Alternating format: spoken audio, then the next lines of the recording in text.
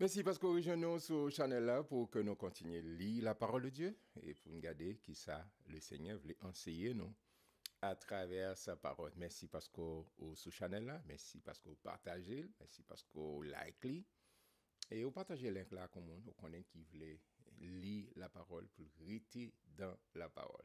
Moi content je vois non monsieur qui identifie cette voix ses amis pour en Christ Jésus, Guy Thomas m'a invité à joindre cœur avec dans un mot de prière, on a demandé le Saint-Esprit pour que l'éclairer nous, l'illuminer intelligence pour nous saisir, une compréhension parole. Père très saint Jésus-Christ, parole ouvrir devant nous pour cette nouvelle édition. Mon s'il vous plaît, Père, éclairez-nous et de nous saisir exactement qui sauve les enseignants. Et chaque ami qui a regardé ou bien qui a attendu, il saisit exactement qui sauve les enseignants. Merci, précieux Saint-Esprit. Merci, précieux Saint-Esprit. Éclairez-nous, illuminez l'intelligence et de nous voir exactement qui sauve les enseignants aujourd'hui. Nous prions, Père, dans le nom puissant de Jésus, c'est là qu'à vivre et qu'à régner au siècle des siècles. Et maintenant, allez, nous, dans Luc, chapitre 23. Ils se levèrent tous et ils conduisirent Jésus devant Pilate. Pas oublier que chapitre 22, il a été accusé d'un paquet de bagailles et posé la question, il a affirmé oui, moi c'est Messie, mais c'est là qui ouais. Et puis c'est petit bon Dieu. Je me t'expliquer ça déjà. Et non, selon coutume juive là, il a dit fils de égale à fils de l'homme, 100% homme, fils de Dieu, 100% Dieu. Et monsieur t'a affirmé, il c'est petit bon Dieu. Et il dit, pas besoin de l'autre bagaille encore, blasphème encore, monsieur blasphémé. Et ils battent, ils maltraité, tout ce qu'on a souffrir, ça nous dit dans le chapitre 22. Et puis dans le matin, après abuse, blasphème, et tout ça, ils mené. Et ça, on comprendre. Et pas oublier que c'est sous l'Empire romain. Empire romain, et juif, certainement, il y a une capacité pour foncer les bagailles, mais exécuter au monde, non. Empire romain dit non, pour nous venir juger, il y a des décisions, c'est nous. Il n'y a pas qu'à bailler l'autre parce que c'est Empire romain, c'est lui qui est dominé sur eux, c'est eux qui été considéré seconde classe. D'accord?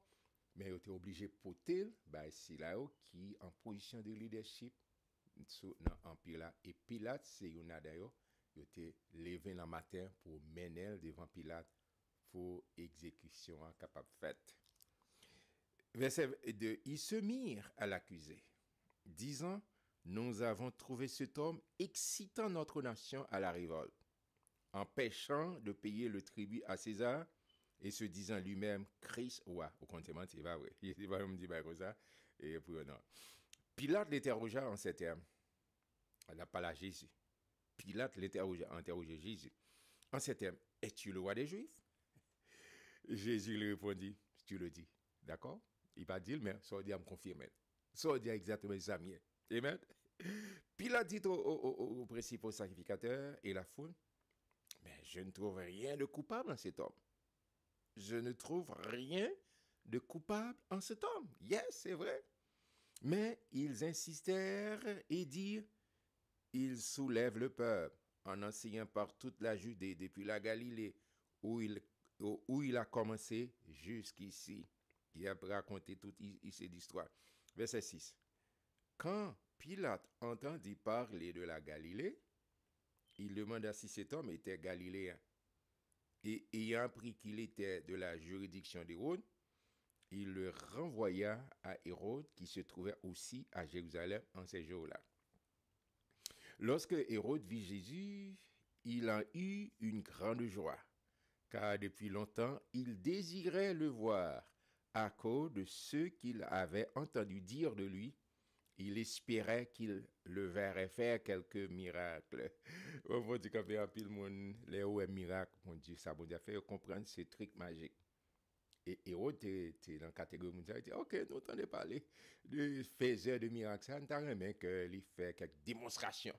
Parce que nous avons des réputations, monsieur, aller très loin, monsieur a nourri l'idée qu'il est pour le rencontrer avec Jésus. Et à l'occasion, monsieur pas le temps que Jésus fait des trucs, des miracles, mais Jésus pas comme ça, il fait miracles extraordinaires selon besoin. Selon besoin. Amen. Verset 9. Il lui adressa beaucoup de questions Mais Jésus ne lui répondit rien. Vous songez? C'est monsieur qui t'a tué cousin là. Et Hérode, dit pas répondre à un criminel comme ça. Les principaux sacrificateurs et les scribes étaient là. Ils l'accusaient avec violence. Hérode, avec ses gardes, le traita avec mépris. Et après s'être moqué de lui et l'avoir revêtu d'un habit éclatant, il le renvoya à Pilate. Il a fait, on a dit ballon, passe avec. Ce jour même, Pilate et Hérode devinrent amis. Même dans une situation comme ça, Jésus a connecté monde, l'a mis monde ensemble. De monsieur ça et demi, situation, Jésus a connecté yo, yo mettez ensemble. Ce jour même, Pilate et Hérode devinrent amis, ennemis qu'ils étaient auparavant. Vous va remettre ça? Même dans une situation difficile, et puis Jésus a connecté monde. Pilate ayant assemblé les principaux sacrificateurs, les magistrats et le peuple, leur dit: vous m'avez amené cet homme comme excitant le peuple à la révolte. Et voici, je l'ai interrogé devant vous, et je ne l'ai trouvé coupable d'aucune des choses dont vous l'accusez. Hérode non plus, car il nous l'a renvoyé, et voici cet homme n'a rien fait qui soit digne de mort. Je relâcherai donc après l'avoir fait battre de verge. À chaque fête, il était obligé de leur relâcher un prisonnier. Ils s'écriaient tous ensemble: fais mourir celui-ci et relâchez-nous Barabbas.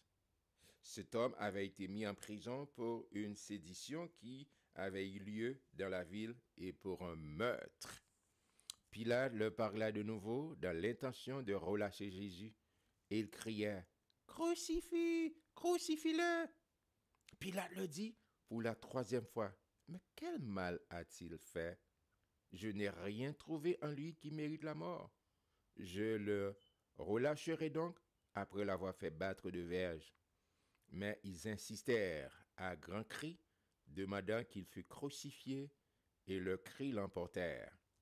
Pilate prononça que ce qu'il demandait serait fait. Il relâcha celui qui avait été mis en prison pour sédition et pour meurtre, et qu'il réclamait, et il livra Jésus à leur volonté. En faut camper, pas oublier que Jésus c'est l'agneau pascal. C'est et vous songez, c'est Jean-Baptiste qui dit: voici l'agneau de Dieu qui ôte le péché du monde. Et selon la loi lévitique, agneau pour offrir faut le sans défaut. Faut pas aucun défaut, aucun tas. C'est ça que fait le berger a toujours protégé mouton yo pour pas aucune déformation. Just in case. Alors Jésus en tant que l'agneau pascal qui vient pour sauver l'humanité, il n'a pas qu'à jouer aucun défaut. S'il te gagne défaut, il ne peut pas qualifier, il pas qualifier. Et après tout Pilate, Hérode, tout, il dit mais nous pas jouer rien. D'accord? Mais c'est pour accomplir textuellement la loi, ça que tu prédit pour le sauveur de l'humanité.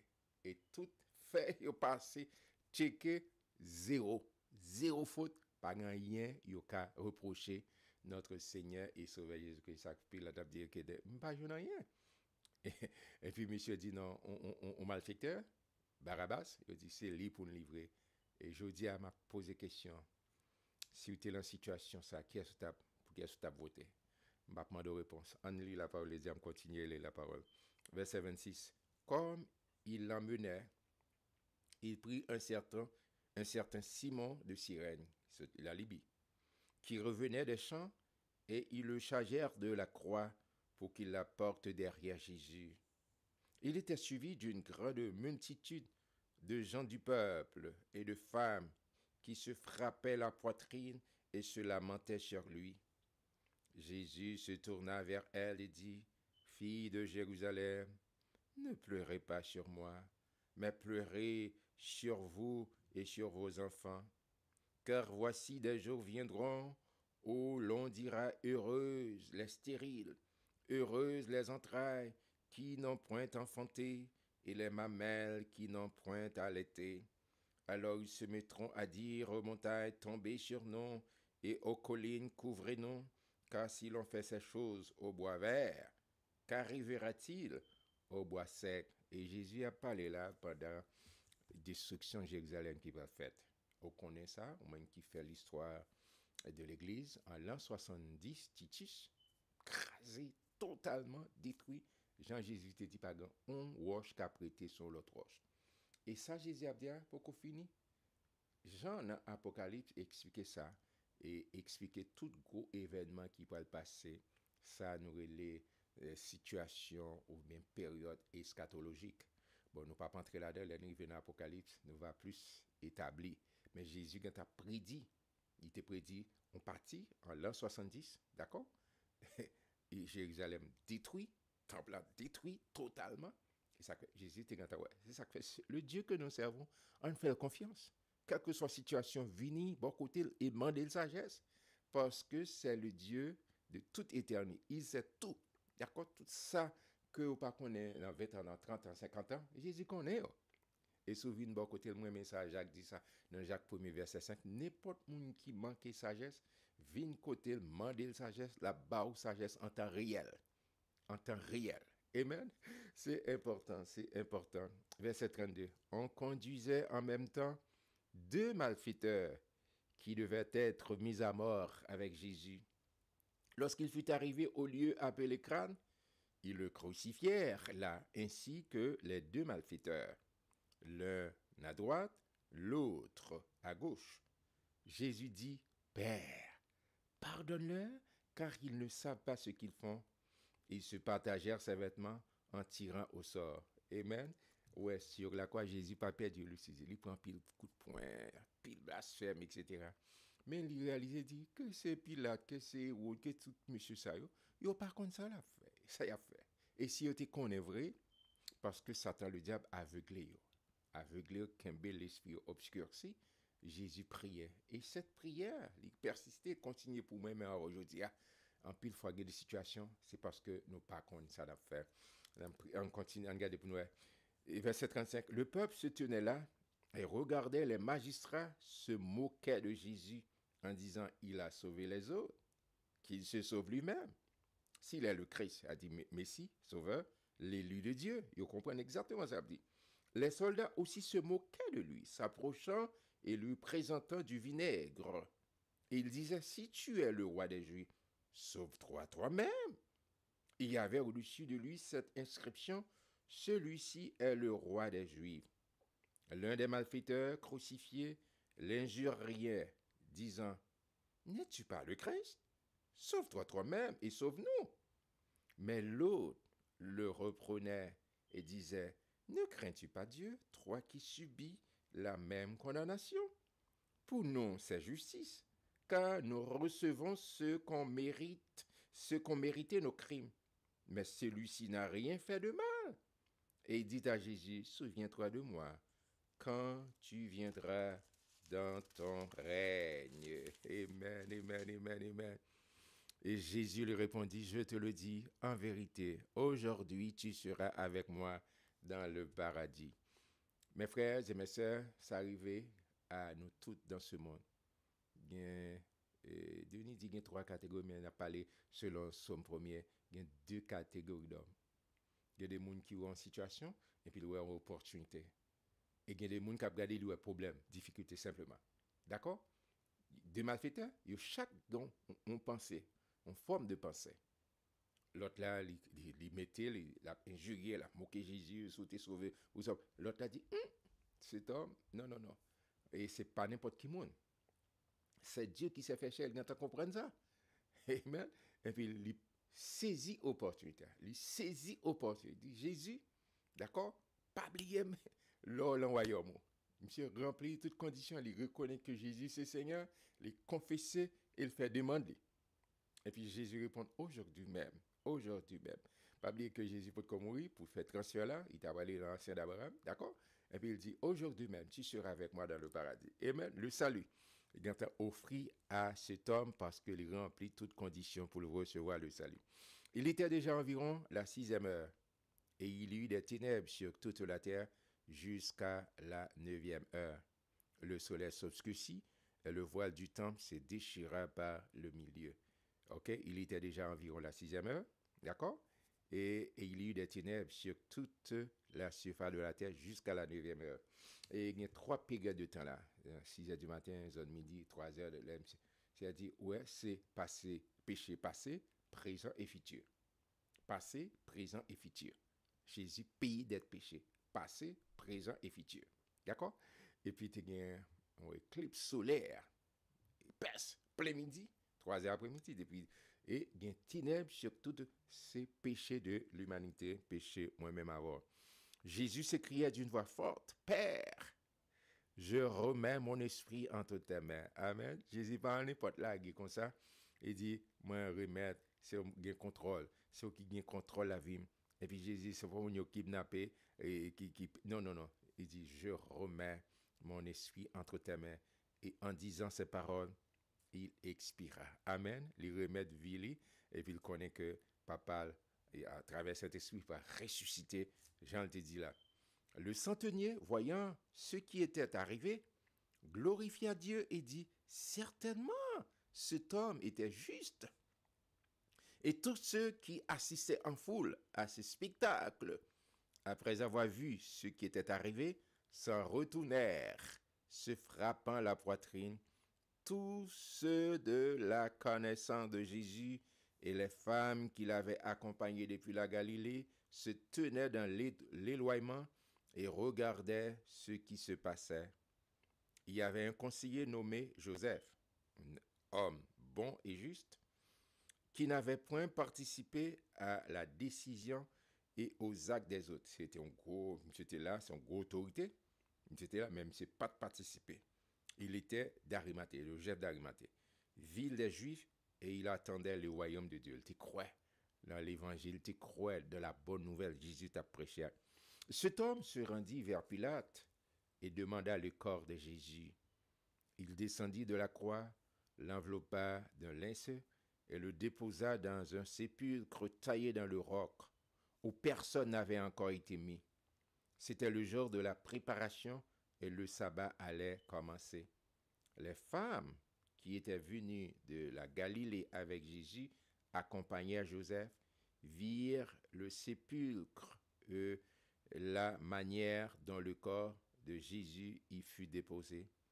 Et en s'en étant retournées, elles préparèrent des aromates et des parfums. Puis elles se reposèrent le jour du sabbat selon la loi. Mes frères et mes sœurs, c'est l'histoire, le sauveur de l'humanité, Jésus, le Dieu qui s'est fait chair, qui vient, il a accepté souffrance pour moi-même avoir, pour que nous capables de gagner la vie. Il était capable de parler des milliards d'anges qui ont englouti la terre, mais il a accepté tout pour moi-même avoir.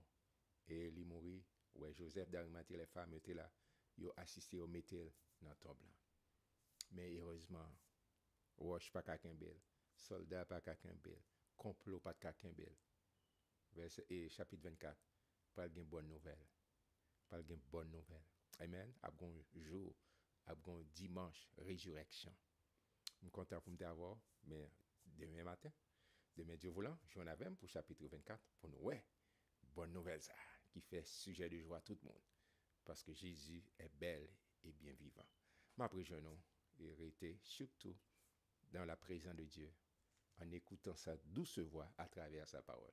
Je vous remercie Thomas, de prendre plus plaisir que mon Dieu bénisse. Et à très bientôt.